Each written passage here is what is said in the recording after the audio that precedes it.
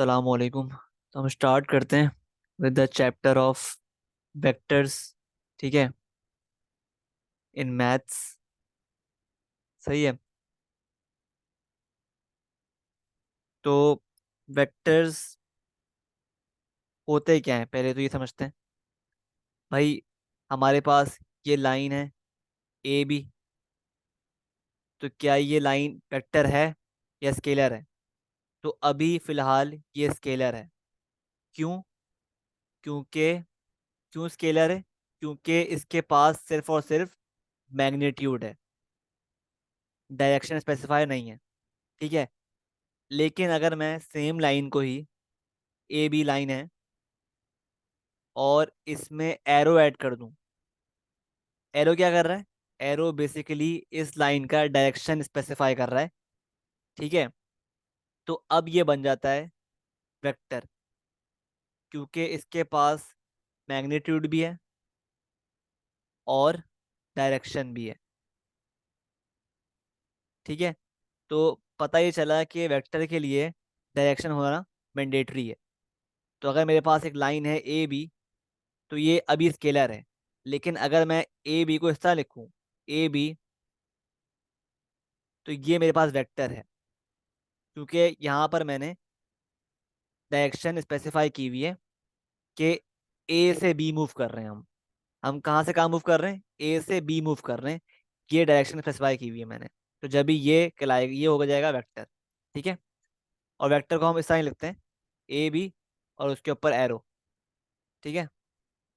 आई hope clear है। ठीक है, आगे बढ़ते हैं। अब जैसे फॉर एग्जांपल हमारे पास, लेट्स से, ये वेक्टर है ए बी। ठीक है, ए बी वेक्टर है। ठीक है। तो अगर इस वेक्टर में, अगर हमें ए से बी मूव करना है, और हमारे पास लेट्स से अगर वर्टिकली हम इस तरह मूव करें और हॉरिजॉन्टली इस तरह मूव करें, तो भी हम बी पे पहुंच जाएंगे। सही है। तो मुझे खुद बताओ, ये क्या है मेरे पास? ये है लेट्स से -3 यूनिट्स डाउनवर्ड्स। ठीक है। और ये है let's say 4 units on the right. ठीक है। तो अगर हमें ए बी को लिखना है तो किस तरह लिखेंगे? तो ए बी वेक्टर जो है वो बराबर होगा 4 यूनिट्स ऑन दी राइट, मतलब ये ऊपर आएगा, और -3 यूनिट्स, मतलब 3 यूनिट्स डाउनवर्ड्स। ठीक है। तो ये तरीका होगा लिखने का इस वेक्टर को। सही है। ठीक है। कि ए से बी मूव करने में हमें इतना चलना पड़ा, 4 यूनिट्स लेफ्ट, सॉरी राइट, और 3 यूनिट्स डाउनवर्ड्स। ठीक है। तो ये एक तरीका होता है वेक्टर्स को शो करने का। ठीक है। In the form of column vector. ठीक है। आई होप क्लियर है यहाँ तक। ठीक है। तो बेसिकली ये जो लिखा हुआ है ए बी 4 और -3, तो इसका क्या मतलब है? इसका मतलब ये बेसिकली ग्राफ पे ये शो कर रहा है कि वेक्टर ए बी जो है, जो हम किस तरह मूव कर रहे हैं, इसका मतलब क्या है? Movement on the x axis, जो कि इस केस में है 4 यूनिट्स ऑन दी राइट। सही है। और इसका मतलब क्या है? माइनस की वजह से ऑब्वियसली इसका मतलब हो गया movement, movement along the Y axis. ठीक है। लेकिन क्योंकि माइनस है यहाँ पर, तो मतलब क्या हुआ कि ये डाउनवर्ड्स मूव कर रहा है। ठीक है। वाई एक्सिस से मूव कर रहा है लेकिन डाउनवर्ड्स। ठीक है। तो ये बेसिकली मतलब है इसका। अच्छा, अब बात करते हैं कि how to find the magnitude of vector. ठीक है। How to find magnitude of vector. ठीक है। तो लेट से हमें वेक्टर दिया हुआ है, ये ले लेते हैं, ए बी 4, -3, ठीक है। ए बी वेक्टर दिया हुआ है 4, -3, ठीक है। तो अगर हमें इसका मैग्नीट्यूड फाइंड करना है तो हम किस तरह करेंगे? Let's see. To find the magnitude आप क्या करोगे? आप to find the magnitude of this vector आप ये फॉर्मूला अप्लाई करोगे, x² + y², ठीक है। अंडर रूट, सही है, √x² + y², ठीक है। तो मुझे बताओ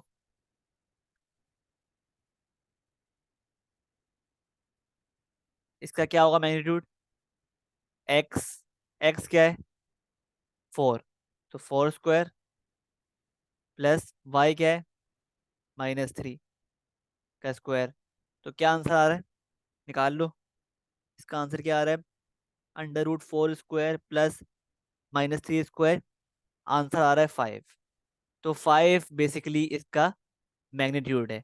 और याद रहे कि जब भी आपको मैग्नीट्यूड निकालना होता है ना, तो आप वेक्टर को मॉडुलस के अंदर रख सकते हो, क्योंकि मॉडुलस शो करता है कि आप इसका मैग्नीट्यूड फाइंड कर रहे हो। मॉडुलस शो करता है बेसिकली कि आप जो है ना इस वेक्टर का मैग्नीट्यूड फाइंड कर रहे हो, ठीक है। तो मॉडुलस सिंबल होता है ऑफ फाइंडिंग वेक्टर्स, ठीक है।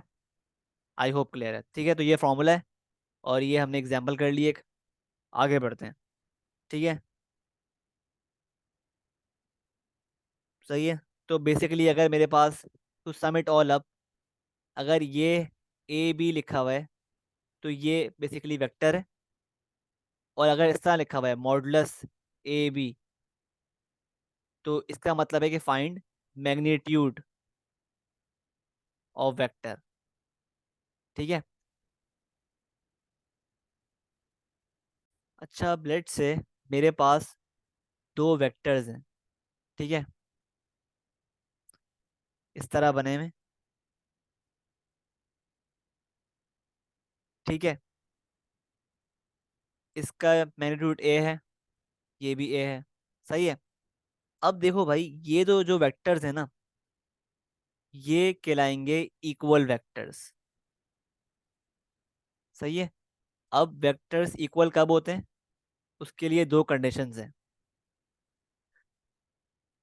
जब उनकी लेंथ सेम हो, सेम लेंथ हो, लेंथ सेम हो, जैसे इस केस में, ठीक है। और इक्वल जब कहलाते हैं जब उनका डायरेक्शन सेम हो, जब उनका डायरेक्शन सेम हो, ठीक है। तो दो वेक्टर्स के लिए इक्वल होने के लिए उनकी लेंथ सेम होना मस्ट है और उनका डायरेक्शन भी सेम होना मस्ट है, जैसे इस केस में डायरेक्शन भी सेम है, ठीक है। तो जब भी हमारे पास ये दो जो वेक्टर्स हैं, ये दोनों इक्वल वेक्टर्स हैं, ठीक है। अब लेट से मेरे पास दो वेक्टर्स होते हैं, ठीक है।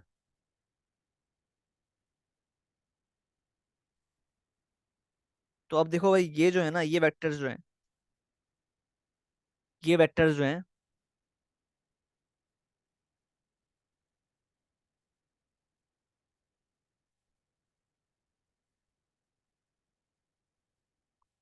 अब क्योंकि आप खुद चेक करो यहाँ पर, इस केस में इन दो वेक्टर्स में ये दोनों इक्वल वेक्टर्स नहीं है, ठीक है। क्यों नहीं है? क्योंकि इनका साइज सेम है, मैग्नीट्यूड सेम है, ठीक है, लेकिन डायरेक्शन क्या है?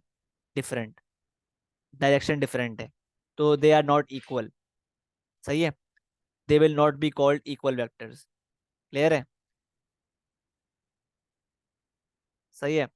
तो क्योंकि इनका डायरेक्शन डिफरेंट है, तो अगर ये ए है ना, तो ये क्या हो जाएगा? माइनस है, सही है।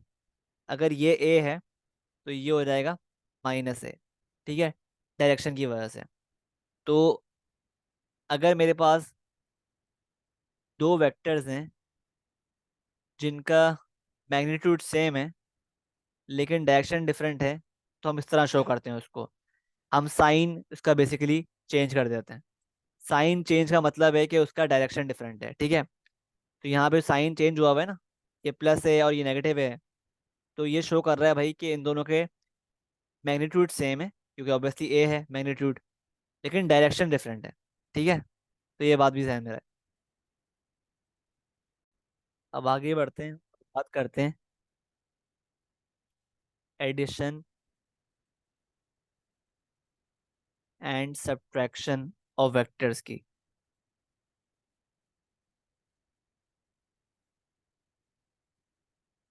ठीक है।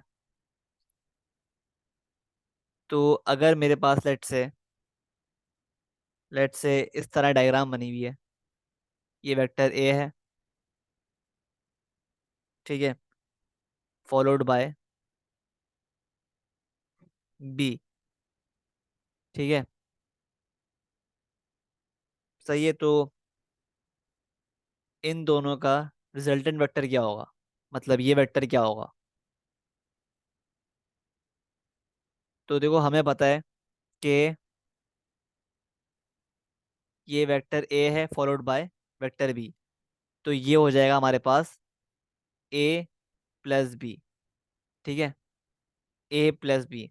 तो मतलब क्या हुआ बेसिकली ए प्लस बी का, ए प्लस बी का मतलब क्या हुआ कि vector A followed by vector B, ठीक है।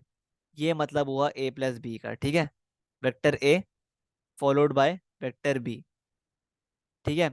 सिमिलरली अगर मैं एक और डायग्राम बनाऊं कुछ इस तरह,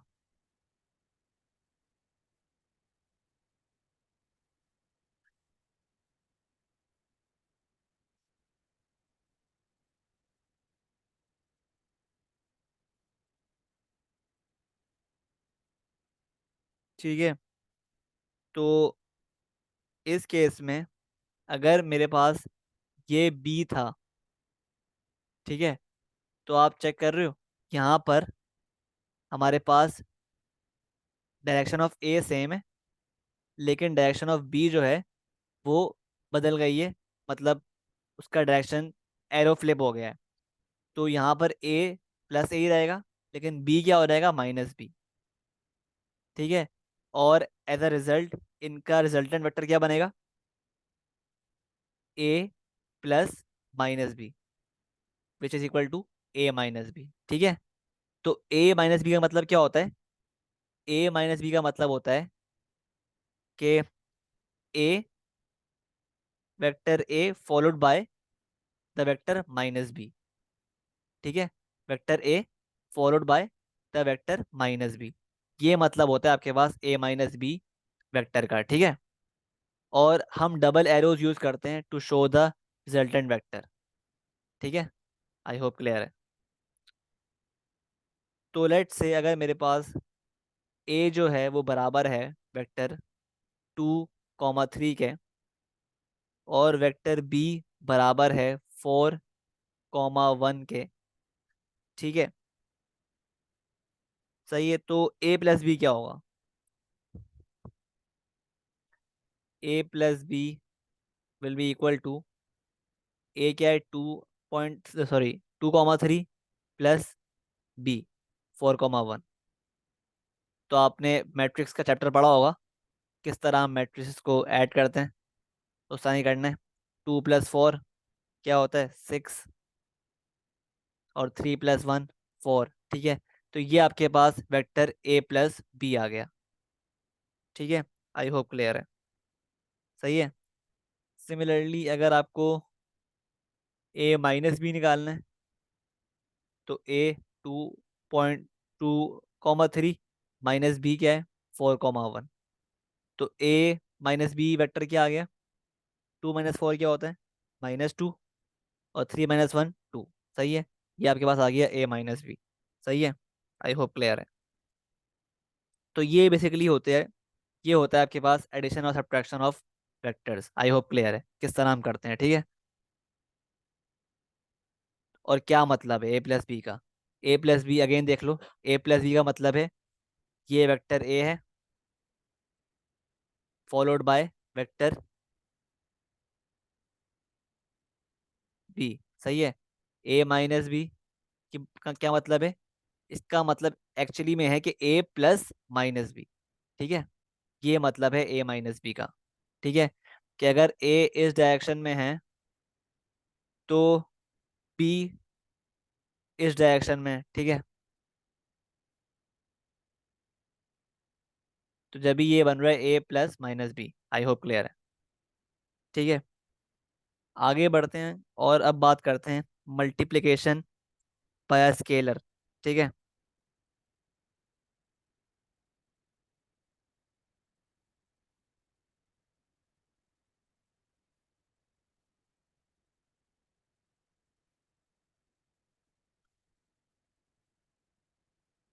अब ये बहुत इंपॉर्टेंट टॉपिक है, मल्टीप्लिकेशन बाय स्केलर। तो ये देखो गौर से। अब लेट से मेरे पास वेक्टर है ए। ठीक है। और एक वेक्टर है 2a। सही है। अब तो ये जो वेक्टर्स है ना, ये दो जो वेक्टर्स हैं, ये आपस में क्या है? पैरेलल। पैरेलल क्यों है आपस में? क्योंकि दो vectors are parallel, two vectors are parallel if one vector if one vector can be written as a multiple of the other vector। ठीक है। तो दो वेक्टर्स कब होते हैं पैरेलल? जब एक वेक्टर can be written as a multiple of the other vector. ठीक है। तो दैट इज द रीजन कि ये दो वेक्टर्स आपस में पैरेलल हैं। ठीक है। तो अगर मेरे पास लेट से दो वेक्टर आते हैं इस फॉर्म में, एक वेक्टर है -1, 3 और एक वेक्टर है 5, -5 एंड 15। तो अब मुझे बताओ ये दो वेक्टर्स जो हैं, ये दो जो वेक्टर्स हैं, क्या ये पैरेलल हैं? तो इसका जवाब है हाँ, पैरेलल हैं। क्यों? क्योंकि अगर मैं इस वेक्टर से -5, 15 वेक्टर से 5 कॉमन ले लूँ, 5 कॉमन निकाल लूँ, तो ये क्या बन जाएगा? ये बन जाएगा मेरे पास, 5 कॉमन निकालूँ क्या बन जाएगा ये? -1, 3। ठीक है। -1, 3। तो आप चेक कर रहे हो कि अगेन आप खुद देख लो भाई कि ये जो वेक्टर है ये एक्चुअली में मल्टीपल है ऑफ द अदर वेक्टर, यानी दिस वेक्टर। तो ये बेसिकली हमारा जो फॉर्मूला है ना, A = KA, उसको फॉलो कर रहा है। ठीक है। मतलब अगर मेरे पास लेट से ये वेक्टर A होता और ये वेक्टर B होता, तो ये जो है बेसिकली फॉलो कर रहा है इस इक्वेशन को। ठीक है। आई होप क्लियर है। ठीक है। तो और ये क्या है? ये है बेसिकली स्केलर वैल्यू। ठीक है। ये स्केलर वैल्यू है, कोई भी है। सही है। आई होप क्लियर है, आपको कॉन्सेप्ट समझ में आ गया है कि क्यों हम बोलते हैं वेक्टर्स को कि वो आपस में पैरेलल हैं। सही है। आई होप क्लियर है। सिमिलरली एक और एग्जांपल की बात करते हैं। तो लेट से अगर मेरे पास ये दो वेक्टर्स हैं, 2, -4 is equal to, sorry, and -6, 12। तो मुझे बताओ क्या ये आपस में पैरेलल हैं? तो लेट्स सी। अगर मैं इस वेक्टर में से -6, 12 में से 3 कॉमन निकाल लूं, -3 कॉमन निकाल लूँ तो क्या बचेगा? 2 और -4 बचेगा ना। सही है। 2 और -4 बचेगा, जो कि बराबर है इस वेक्टर के। सही है। तो अगेन आप देख रहे हो भाई कि इसमें से बेसिकली एक कॉमन निकल रहा है, कॉमन स्केलर निकल रहा है, ठीक है। तो वी विल से कि ये और ये वेक्टर्स आपस में पैरेलल हैं, लेकिन हम साथ में ये भी कहेंगे कि ये जो वेक्टर्स जो हैं, they are parallel but opposite in direction. ठीक है। तो भाई पैरेलल तो हमने प्रूफ कर दिया। सही है, प्रूफ कर दिया। ऑपोजिट कैसे होगा? तो भाई एक बात याद रखना कि अगर आपके पास स्केलर जो नंबर है आप कॉमन लेते हो, उसमें नेगेटिव साइन आ जाए, नेगेटिव साइन निकल रहा हो बाहर, तो जब ये इंडिकेशन है भाई कि दो वेक्टर्स पैरेलल तो हैं लेकिन साथ में ऑपोजिट इन डायरेक्शन भी हैं। मतलब अगर ये इस डायरेक्शन में है, तो ये इस डायरेक्शन में होगा। ठीक है। तो ये मतलब होता है पैरेलल का और ऑपोजिट का। अच्छा, आगे बढ़ते हैं। अब बात करते हैं एक और कॉन्सेप्ट की, इन वेक्टर्स, जिसको हम बोलते हैं कोलिनियर पॉइंट्स। ठीक है। अब देखो भाई, अगर लेट से हमारे पास एक वेक्टर है, एक वेक्टर है भाई ए बी, लेट से ए सी वेक्टर है, ठीक है। और उस पर एक, ये पॉइंट ए है लेट से, ये पॉइंट बी है, ठीक है। और ए बी भी एक वेक्टर है, ठीक है। सही है। और अगर हमें शो करना है ना भाई कि हमारे पास पॉइंट्स कोलिनियर हैं, मतलब एक ही लाइन पर हैं, तो हम किस तरह शो करते हैं? If A B vector is equal to K times the vector A C. ठीक है। ए B vector,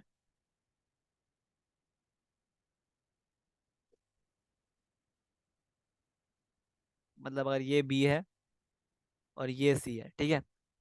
if A B vector is K times the A C vector,